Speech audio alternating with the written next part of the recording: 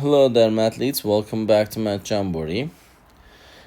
In this video, we have another AP Precalculus type of a question from the topic of polynomial function and behavior.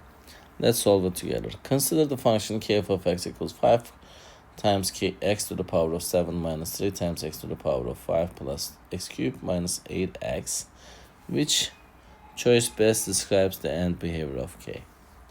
First of all, let's recall that the end behavior of a polynomial function is influenced primarily by the term with the highest degree, which in this case is 5 times x to the power of 7. Now let's understand how the leading term, 5 times x to the power of 7, dictates the behavior as x approaches the positive infinity and negative infinity. To do that, I'm just going to substitute positive as x approaches the positive infinity. I'm going to substitute positive for the x. And this turns into positive times positive, it's positive.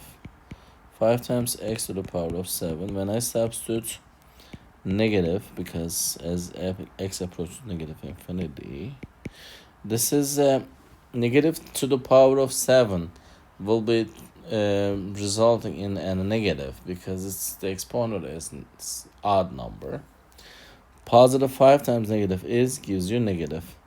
So as x approaches the positive infinity, the function k approaches the positive infinity. As x approaches the negative infinity, the function approaches the negative infinity.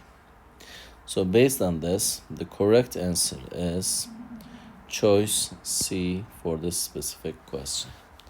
I hope you found this video helpful. If you did, please give it a thumbs up. If you have questions or comments, you can always leave it below there. Thank you and see you next time. Bye-bye.